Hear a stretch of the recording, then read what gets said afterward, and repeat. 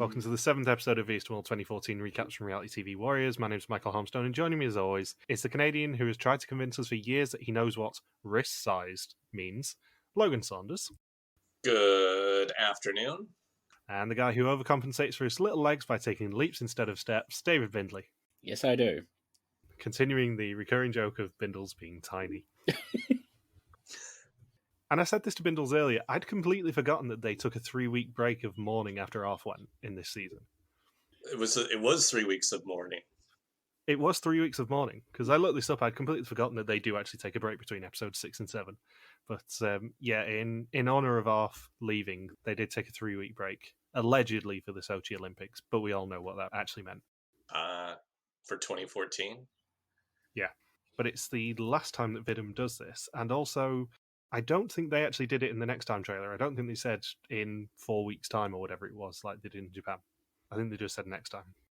So that's why they had pretty much a recap of almost the whole season at the start of the episode?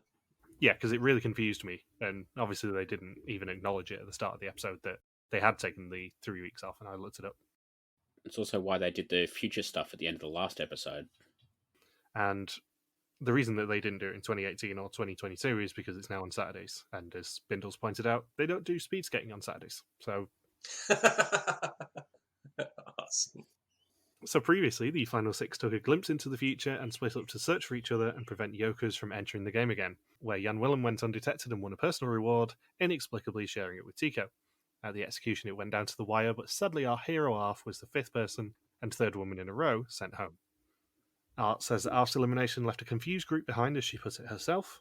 It almost seems like there are multiple moles in play at times, but only one actually in the game alongside 4 contestants, one of whom will need to go home soon, but not before the return of Tapitos and some devilish dilemmas. This is the last time they used Tapitos as well, isn't it? I think there's one more, but I can't remember which one. Because they were a real feature for a time in Vidum. They were introduced in Mexico, if I remember rightly. Yeah, they were supposed to replace the Jokers. Yeah, they used them every season, basically, and then they just died a death. It's kind of funny that Vidum does have twists that they think, we've done this enough, and opt to retire it. And then still keeps the black exemption. And the double eliminations. Yeah, I presume next episode is double elimination. I can confirm there are no double eliminations in this season. Oh no. But there's only 10 episodes. Indeed there are. And this is episode 7. Yeah, make of that what you will. Congratulations on learning to count. Wait, hang on. It's episode 7, there's 5 people. Episode 8, there's 5 people again. Episode 9, there's 4 people. Episode 10 is the reunion. I don't like that. They do something that I don't think they've done again since, at the end of this season. So the episode title is You Must See, and it is day 13 in Lawag, and Tygo tells everyone at breakfast that they'll be going home soon. Sophie says she's alone now that Arthur's gone. Susan and Frake and Tygo and Jan-Willem have all paired up with each other. And Sophie's just alone doodling pictures by herself. Yep. Jan-Willem says after a long ride into the countryside, they arrive at a location that he's seen before, the Bangai wind farm. On one of the 20 wind turbines is €2,000. To find out which, they've got to complete 3 mini-challenges, the first of which is to walk 70 metres from the start line. I thought we were going to get this whole memento thing where he's like, I've seen this before, and then he flashes back to some really traumatic event from his childhood, and then he realizes, oh yes, I have been here before, and has to put together a big murder mystery. This is where my parents were killed. Nothing could be more traumatic than spending 2 weeks with Tygo. Or indeed working with your own. You get the worst of both worlds. I do love at this point in the season that they are just completely out and out saying that Tygo is a prick and he's awful to be around. Like, nobody likes him. It's quite entertaining for me as someone who vaguely remembered hating Tygo at the time and now very much understands why. So Sophie overcompensates for her little legs by taking leaps instead of steps. Yeah, her leaps were so funny. Susan and Jan-Willem stop at the same pole. Sophie's way ahead, and at the wrong pole, as is Frake, but Jan-Willem and Susan get the right one.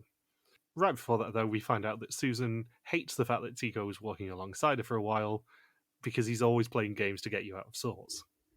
He is the closest I think we've had in Vidum to chaotic evil. So as a result of Jan-Willem and Susan getting the right poll, they knock 2 windmills out. The second mini-challenge is just to fill a bag with 14 kilos of sand, and they have an example that they can feel only once.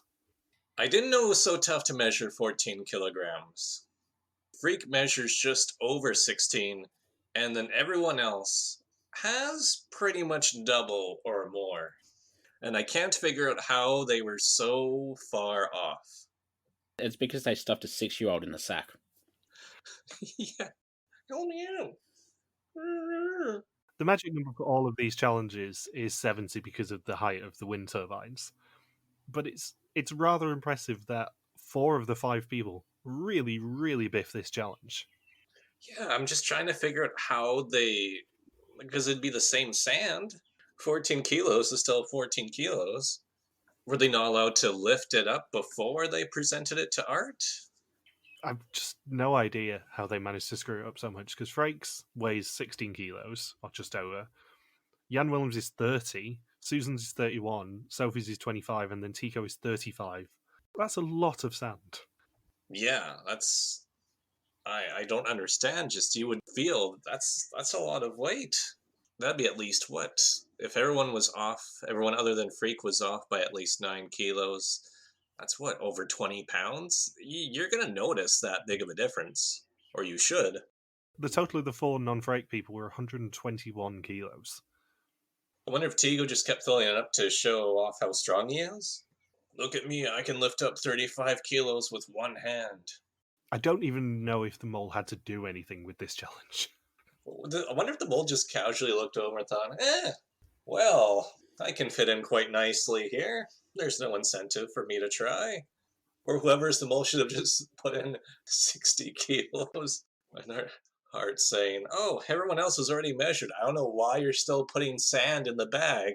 Clearly you're over if we've already measured everyone else's.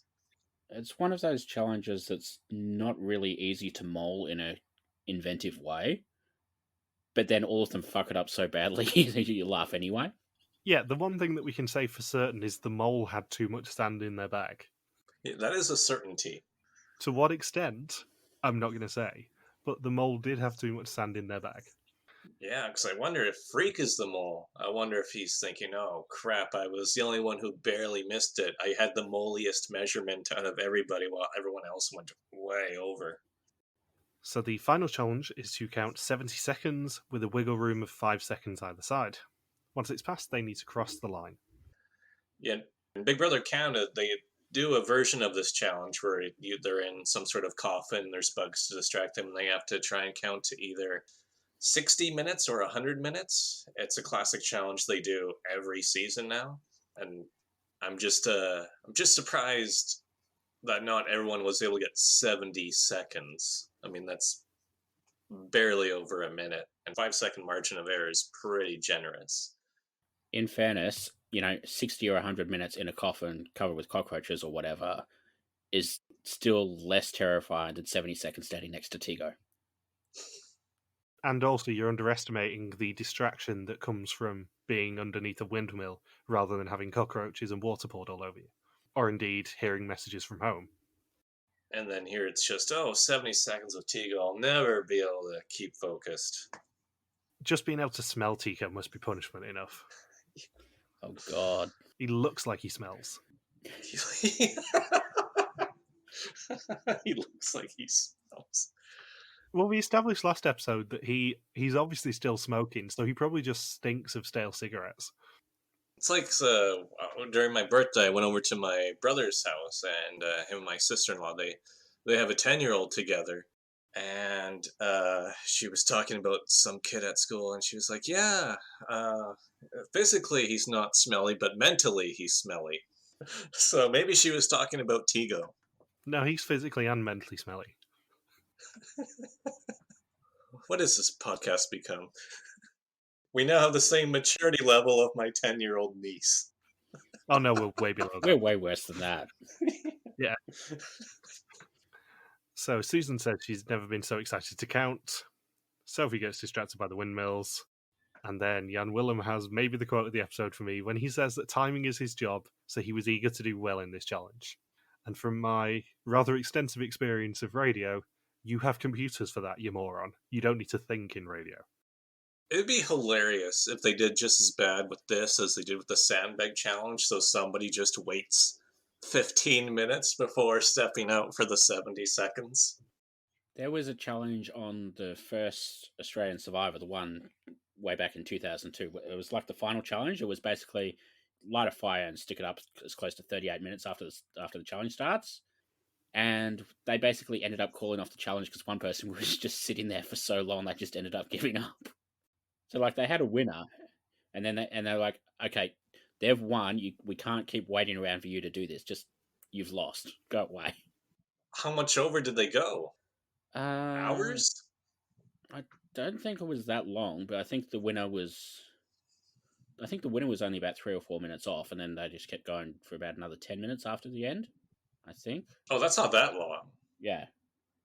I mean, somehow they have managed to make 3 challenges that probably shouldn't be that interesting, i.e., walking in a straight line, counting, and putting sand in a bag, actually be rather interesting in this challenge. I think it's because they made the 3 mini games so quick that they got the absolute best highlights out of it. You get really quick hits from confessionals and just plow through it, and then they're equally quick with choosing the windmills at the end too. So I think with a challenge like this, I'm glad with how much they condensed it and how little we saw, because there was very little mention of the strategies that people were using in the challenge. I feel like we just got enough to where it wasn't boring for the audience, and yeah, just fun little mini games you can do really quickly in an episode of Vidum and not have to stretch it out. I mean, in contrast to, say, a challenge in Renaissance that went on for nearly 2 full episodes and then they eliminated 7 people all at once.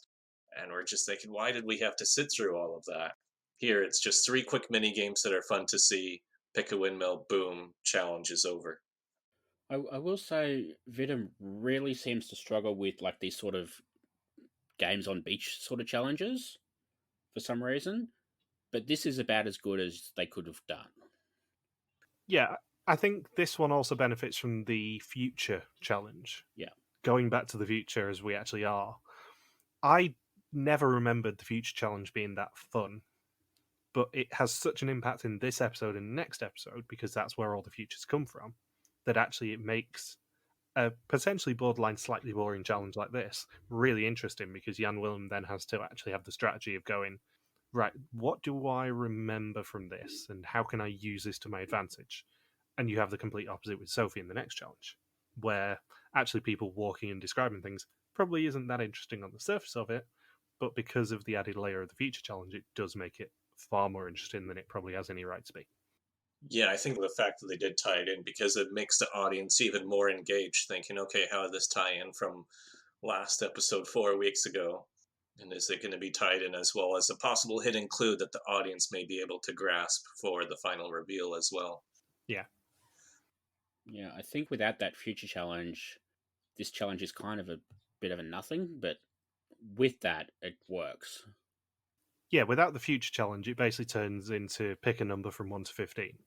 And there's that even bigger payoff of Jan-Willem specifically remembering what he saw the episode before. So Tygo says that life goes a bit faster in his head, so he can't count to 70 properly, and he's by far the first to step forward after 55 seconds, followed by Sophie at 62, then Susan and Frake at 69, and Jan-Willem at 71. And as a result, they knock out another 3 windmills, and only the 3 who did well at the timing challenge can actually climb a windmill, meaning they've got a 1 in 5 chance of picking the right one. They have eliminated numbers 19, 14, 8, 3, and 1, which scuppers Jan-Willem's plan of picking the very rightmost one, number 1, as that's what he thinks he saw in his future. Jan-Willem then picks number 2, Susan number 4, and Frake goes off-piste and goes for number 18, and Jan-Willem admits to the group that he had seen the windmills before. Well, yeah, there's so many of them in the Netherlands. And with an added bit of fun to this challenge, they all got to climb a ladder for 70 metres up in the air. Susan says she thought it would be some kind of spiral staircase, as they shouldn't make it harder than necessary to do repairs. That was a ridiculously tall ladder. I could see a lot of people freaking out, not just Susan. And Jan-Willem describes his arms as being sour. I've never heard of sour arms before. You hear of sweet abs, but you never hear of sour arms. It's because of all the licorice they have in Holland. I'm also glad you went for sweet abs rather than sweet ass. Well, Jennifer's already gone. There we go. Menifer. Menifer, I think you mean. Menifer, pardon me. Oh no. That's 2,000 out of the pot for that. Yeah, Menifer. You said the swear word. Menifer, pardon me. So Frank is also afraid of heights, so this is a super fun challenge for him. And Susan decides to bail on climbing the ladder as she's too scared. She gets upset about having to tell the others that she bailed. What would have happened if they revealed her windmill had the money? They wouldn't have won it. Well, how would the group have reacted to that? Oh, I think they would have been very annoyed at her. And probably thought she was the mole. Yeah, Tygo just starts kicking sand in her face. Well, Tico does that anyway because he's a prick. So Frake finds nothing apart from a beautiful view, and luckily for them, Jan-Willem finds an envelope containing the 2,000 euros for the challenge. And in confessional, Tico thanks Jan-Willem for working hard to boost the pot that he's going to win. I like how Freak said that once he got to the top of the windmill, he felt like an action hero. And I was thinking, yeah, there are a lot of action heroes who climb up to the top of a Filipino windmill. It made a lot of sense, but it did also make me laugh that they turned off the windmills for them to climb as well. Yeah, it's not really a high-stakes thing or a massive feat to accomplish. It's not like he was beating up a bunch of villains on top of the windmill while the windmill's at full speed. And then maybe the windmill breaks off and heads for the water. What they should have done is attach the envelope to the windmill blades and had Jan-Willem have to collect it as it moves around. The thing I love is they basically had to send somebody up there twice. First to get the envelope up there, and then also to get the envelope up there for the video. And also, presumably, they had to put the cameraman up there as well. So, Susan admits that she cried on the way up, and that her kids probably lost all respect for her as her technique was so wrong and she's got bruised arms now. I lost respect for her. You had respect for her? Well, more than the amount of respect I had for Tygo. That's 0, though. So they are then driven into the mountains for the second challenge. Tico says they were going up and the road got higher, so he knew they were going to a mountainous area. I like how they just randomly fixated on this one woman crouching on the side of the road, and it's all of these nice SUVs driving by all of these normal cars, and then of course they throw all of the contestants into the back of a jeepney. It's like, jeepneys aren't that common in northern Luzon. If television programs have taught me anything, everyone uses a jeepney, 0 exceptions. Especially Manila. Manila, there's so many cars. It's not even that high of a percentage are jeepneys, especially in the big cities, and then especially in the touristy areas. And they were going to that really northern town, Vihan, and there's not going to be that many jeepneys up there because it's mainly a tourist place. I think you're misremembering. Every single person drives a jeepney, no exceptions. Why would they lie to me? Why would I lie to you? So Susan and Sophie have a private conversation up the mountain, and Sophie admits that she saw Arth's future as well, as she thinks that it relates to the upcoming challenge. Her tactic with sharing it with Susan was telling it to the one person she thinks is most eager for the challenge to fail. Susan gets very geographically confused when they reach this northern town, because she says, wow, the scenery, it's just like Northern Ireland or Jurassic Park. That was Sophie, I think. Oh, Sophie said that? Okay. So Sophie, I'm thinking, that's way off. Northern Ireland is pretty much the area that's the furthest away from the Philippines. And then Jurassic Park is famously filmed in Hawaii, which is also quite far from the Philippines. So how you combine those two in the Philippines is mind-boggling to me. You know the funniest bit? They don't even go that far away because you can see the windmills in the background of this next challenge. If she ends up any less geographically accurate, she's going to wind up hosting Amazing Race Australia. And then we get more in between that conversation with Susan and Sophie. Susan's theory is Sophie is the mole, and Sophie is seeking a coalition with someone who she views as an innocent face. So clearly these two quite aren't on the same page in this coalition, especially with how much Susan interrogates Sophie for why she's offering information about what Af wrote in the note. So, do you want to know how far apart the wind farm and the start of this challenge is? Sure. 17 kilometers. It is significantly less than that. They're on the same Google Map sheet. They're probably about 2 miles apart, if that. Wow. That's like the whole Bora Bora leg from season 22 of Amazing Race. Where they were like, go to the hotel, and then it turns out that was the pit stop hotel, so they had to do a whole lap around the island just to get to the other dock. Yeah, that was the same leg. How did we get lost in this tiny island that's the only piece of land within 1,000 kilometers of here? So Art tells them that spread out over the coastline are 4 parts of an image, and by collecting those 4 parts, they will know the key to earning money for the pot, €2,000 to be precise. However, they're not allowed to take the pieces with them, and have half an hour to find the money.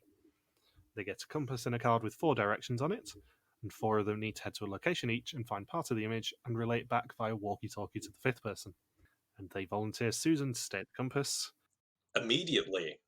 They decided on Susan very, very, very quickly. Do you think that Sophie made a tactical error here by not admitting she had information on this challenge?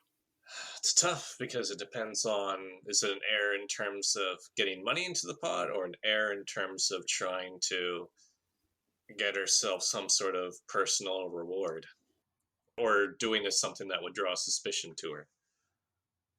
Yeah, because she plays this completely opposite to how Jan-Willem played the windmill challenge, in that she doesn't tell anyone anything apart from Susan, and as a result, they basically fail the challenge immediately. And she would draw more suspicion onto herself if she said something, because then they'd all be thinking, oh, how'd you know it was going to be a fingerprint? Yeah, like, I don't think we've seen the thing that Sophie saw in the future yet, unless, did she have wind film as well? I thought they showed her looking at fingerprints. No, that was Arf's one, I think. Oh. Yeah, Sophie saw the windmills. That's probably why she wasn't in either of the pairings at the start of the episode. And especially when she betrayed Freak with Tygo's black exemption there. Tygo was not interested in working with Sophie anymore after that, and certainly not really anybody else. You could see how much Susan hesitates here when Sophie approaches her. There is one good line when Susan and Sophie do have their chat, which is just like, oh yeah, us women need to stick together, female alliance. Because that's worked out so well recently. Yeah, Susan just turns around deadpan and goes, I know how the female alliance turned out. 3 in a row. I know I've said this to Bindles, but Susan is such a delight in this season. She gives such good reactions to things. She's getting a lot of banners this season, so far at least, just because her expressions make me laugh a lot. And I never remembered her being this kind of entertaining reaction-wise. Yeah, because as soon as Off goes home, Susan's airtime has clearly been given a boost. Susan and Frake basically carry most of the reactions now that Arthur's gone, I think. Mainly because I don't acknowledge Tico as a person. So as we said, Susan gets volunteered to stay at the compass and everyone else picks their locations. Frake goes to the beach, Tico goes up a mountain so they can't fucking hear him, and Jan-Willem and Sophie head together originally, but then split up. Tico's reasoning for not going to the beach is because there wouldn't be snakes. Which makes no sense. Meanwhile, he complains about the thistles, which is the first time he's shown concern about pricks all season. Very true. And Frake gets the easy one and goes to the beach and is pretty much spot on already. Tico then compounds his arseholishness by switching off his walkie-talkie because he doesn't want to hear everyone chatter. Is that the first time somebody has done that who isn't the mole? They just shut off the walkie-talkie out of annoyance and frustration and just not wanting to really do their part?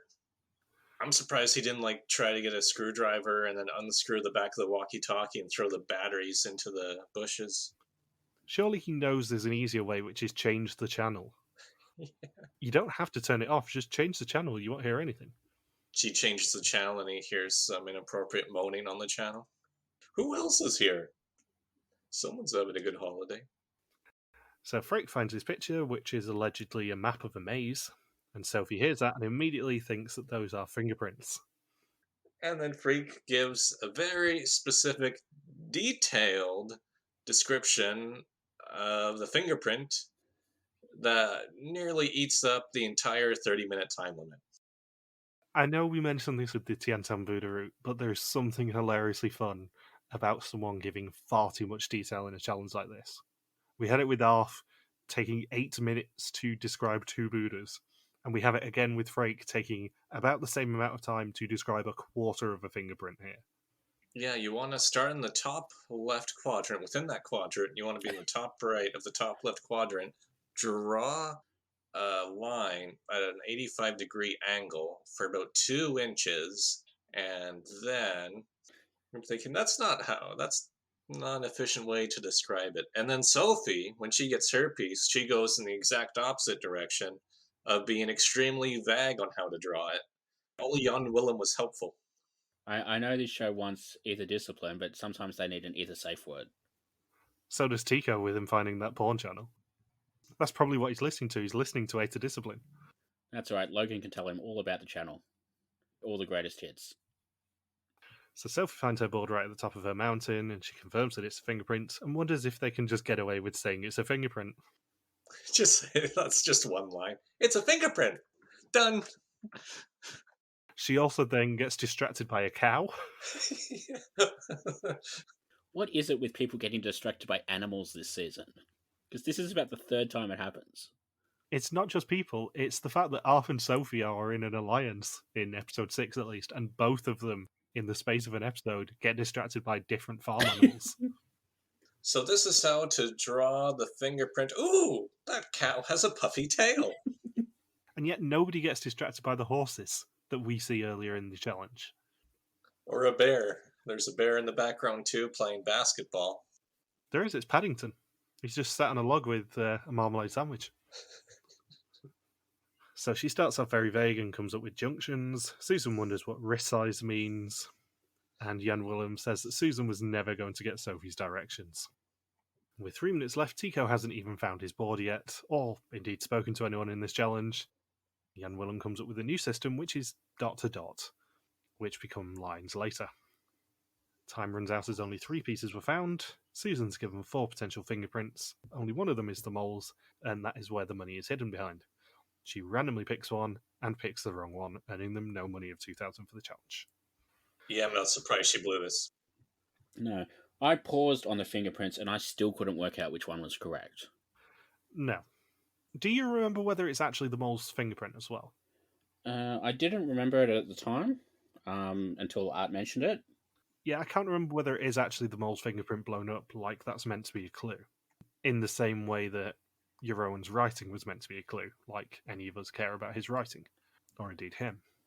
And in the continuing series of unnecessary white lies from Tico, he decides to tell them that he found his board at the end, but it was actually 2 mountains away. 2 mountains away in 30 minutes? I have a tough time believing that. Yeah, he's a bullshit artist, but... They're probably like 2 slight slopes. I think 2 Mountains was one of the shows on his porn channel. Ah, yeah, good point. Twin Peaks. 2 mountains, 1 valley. Come with me and you'll be in a world of pure ejaculation. Thank you, Bill Ryan. So Sophie says that it's strange no one else recognised it as a fingerprint, and especially Susan, as she had the extra information that was given before the challenge. And Susan says if Sophie had prior knowledge, why didn't she share it with everyone? And the answer to that is because everyone hadn't been cast for another 8 years yet.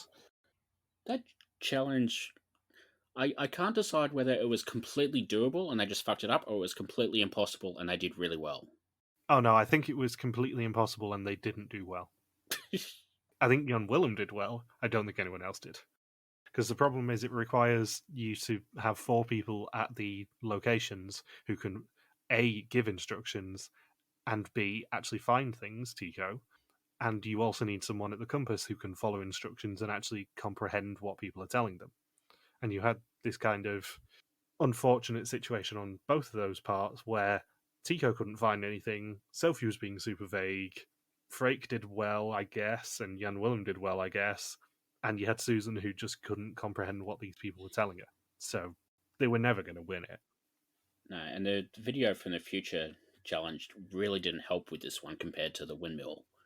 because you see the fingerprint, but the 4 fingerprints that they show are basically so similar that it's completely random guess anyway.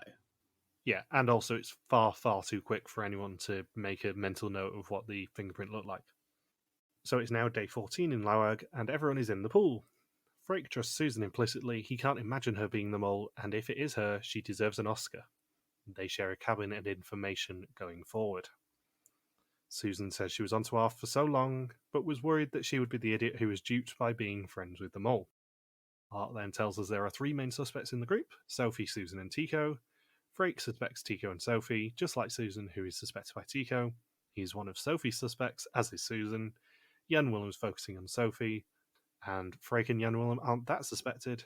Is that a blind spot for the other candidates?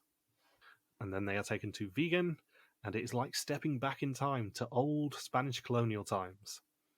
Art reintroduces them to Topitos and tells them that 5 of them will make a topo. Completing topos of one colour will earn them money for the pot, and they'll each be using a traditional mode of transport to get around. Each time they cross paths, they can exchange Topitos, and they have half an hour to make their trades, and each of them get 5 Topitos as seed money. Now, I pointed this out to Bindles earlier when we were chatting about this episode, but there is one of my favourite Vidum editor's jokes ever in the start of this challenge. Because you start with Sophie saying, it's so easy looking at Art because he's easy on the eyes and he's so beautiful, and they put Vaseline on the screen and make it look like softcore porn. And then you cut almost immediately to Susan looking the least attractive that Susan has looked in any episode of this season. She has a double chin and is cross-eyed looking at Art. I didn't notice that. And it's so funny. I've gone back and watched it a couple of times. It's made me laugh 2 or 3 times today because I don't even know whether it was deliberate from the editors, but it's such a funny transition. You'd have to think it was deliberate that this is all built up around the concept of looking into Art's eyes while reaching for his sack. And then you just cut to the other woman in the cast trying to look longingly at Art, but actually instead going a bit cross-eyed and having a double chin. And it's just, it's just perfect. So Jan-Willem has a horse and buggy. He gets a red, 2 greens, and an orange. There are 5 colours to find. Blue, green, yellow, and red are all worth €250 each, and the orange is a question mark. Frake says as soon as you see a question mark in Viestemol, you want to know what it means. Tygo saw this challenge in his future, so he knows what the orange one could mean, an exemption for him, so he wants it. I love that they basically trolled him with the video, because I think they realised he was the only person sort of stupid enough to go for the middle button in the future thing.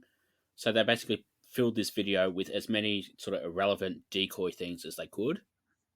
They give him a street name, which is so mean. They're so unnecessarily mean to Tygo in this. Even I feel a little bit bad for him.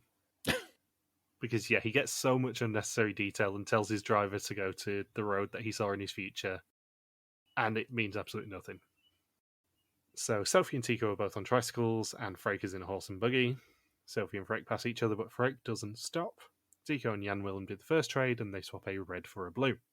Susan spots them trading and insists on trading with Jan-Willem instead of Tygo, and Tygo claims he's not butthurt, but he really is. They both claim to have 2 orange pieces. Susan says everyone's going to go for the orange, as everyone wants the mystery. They swap an orange and a green one, and agree to loop around and swap again. This is a very interesting challenge. I like this challenge. It's easy to understand, it's complex to complete, it's very easy to sabotage. The only real downside is that I think the other, like the non-orange torpedoes, I think the price on them is a little bit too low, that they're basically, once the orange one is out of play, the rest of it nobody really cares about. I think if it was maybe 500 each, that would have worked a lot better. Yeah, I think the only reason they did that is because they didn't want to give away too much money and they wanted to make it a multiple of 7. So in order to do that and add the €2,000 or group exemption dilemma at the end, they need to lowball the other Topitos, which doesn't work out as well. So Frake's horse is slow. He ends up blocking the road. And Susan and Frake swap. Frake says he has 2 oranges, meaning that Jan-Willem was lying to Susan. Frake isn't sure that he wants to help her get the orange, but she says majority rules, and they swap an orange for a green. Notice the intensity of the season pickup with this challenge. There's a lot of fairly intense bargaining here going on.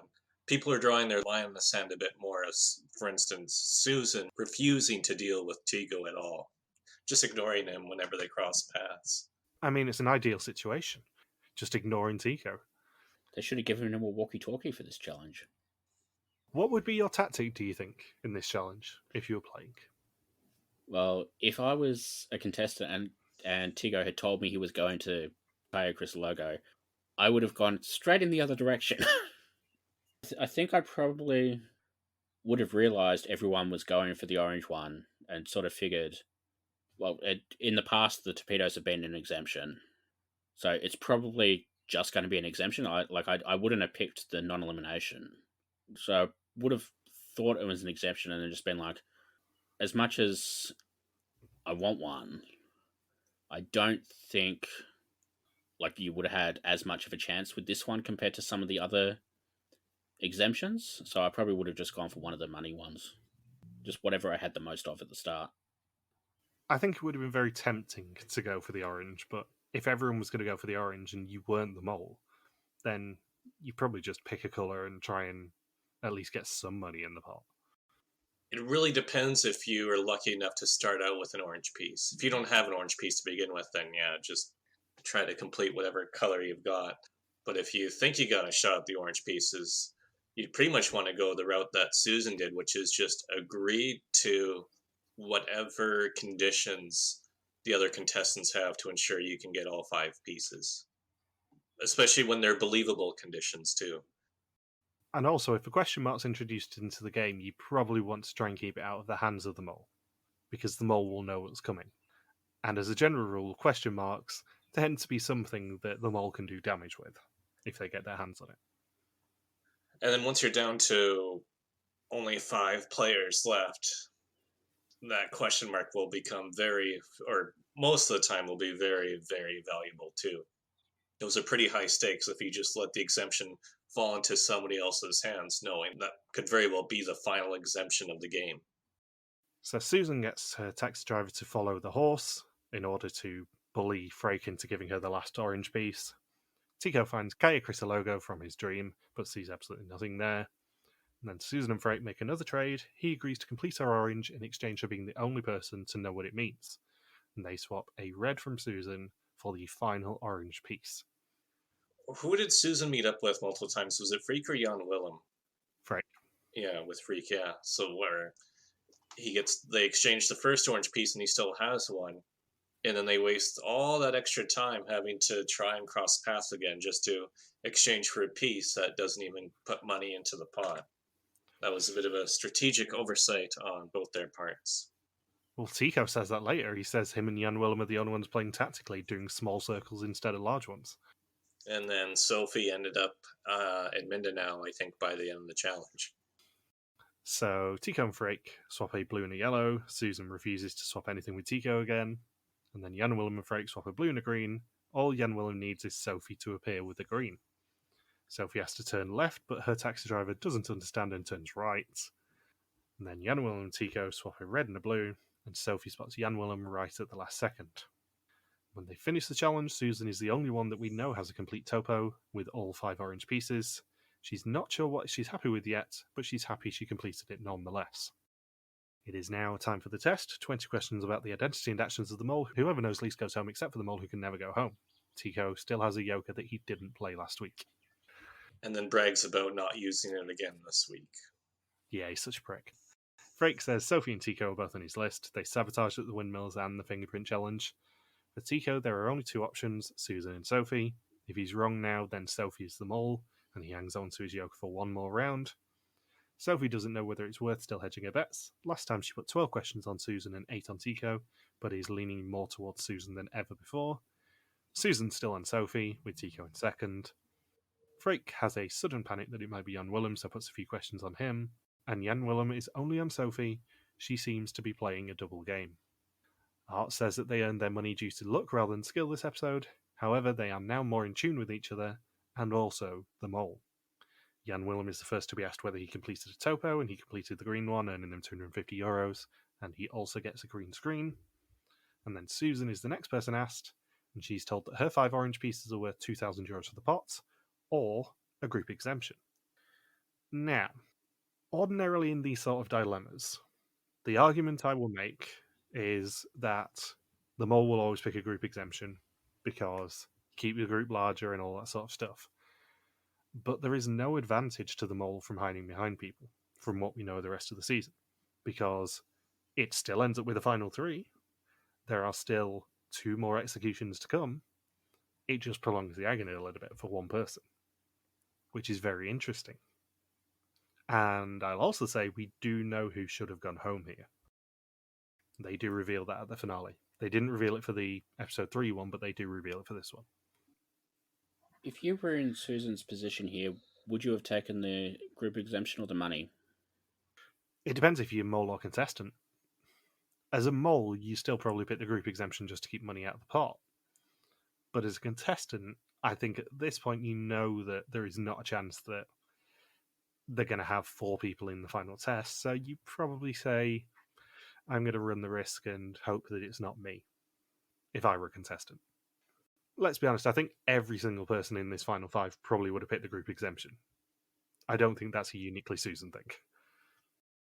And then makes them look more moley in the process by keeping 2,000 euros out of the pot. And maybe, if they're not certain of who the mole is, maybe they attract enough attention from everyone else that's still left that makes somebody else switch their mole. I think most of the players are still putting 2 people down on the quiz. I don't think anyone's quite all in yet on anybody. Jan-Willem is. He's the only one, so everyone else is still splitting. Yeah, and maybe by Susan doing that, if she's not the mole, maybe Jan-Willem thinks twice about going all in on Sophie next quiz. So she obviously picks the group exemption, sending them all through to the 8th episode, and meaning they earned 250 euros of 3,000 for the challenge, 2,250 of 7,000 for the episode, and 13,450 of 39,750 for the season so far, 8,700 of which has been sent to Ellis Island. They could have earned an extra 26,500 euros from Ellis Island with interest. So they're not doing horrible in terms of their winning ratio. They've actually done a lot better the past couple episodes. Yeah, they're on about a third of the maximum, assuming that you don't trust Art's figures from a couple of weeks ago, which I don't. And Art ends the episode by telling them they'll be travelling by plane with 5 tickets to paradise. Yeah, not 4 tickets to paradise. Gotta love Eddie Money. Fun fact about The Office, just by Michael Scott saying that one line from the song, I think NBC had to pay an absurd amount of money to Eddie Money for using those lyrics. I can't remember what the exact amount was, but I want to say it was in the 4 or 5 figures. It was a lot of money. Just imagine how much Fox had to pay them for Paradise Hotel then. 60,000. Jesus. $60,000 for a throwaway line in the Benihana Christmas episode. So next time, Fidham goes Survivor, someone wins a variety stand for the finale. It's absolutely nothing personal, and hunting season begins before someone sees red. And I will also say as a preview for next episode, the person who goes home next episode would not have gone home this episode. Ooh, this episode had an impact. It did. This decision from Susan does change the course of the season. So, Mr. Saunders, who do you suspect? Number 1 suspect is Susan. Number 2 is Freak. And number 3 is Jan-Willem. Number 4 is Sophie. But I'll probably switch Jan-Willem and Sophie by the end of next episode, provided they're both still in it. Very interesting. Have you had all of the final 5 as your number 1 this season now? I don't think you have. You've suspected everyone in the final 5, I think, now. Well, not Tygo. Everyone else has been number 1 at least once? Possibly. I know Freak's been up really high up there a couple times. So Freak, you've suspected twice. Jan-Willem, you've suspected 5 times. Sophie, you've suspected 3. Susan, you've suspected in the top. This is 3. And Tygo, you've not suspected at all for obvious reasons.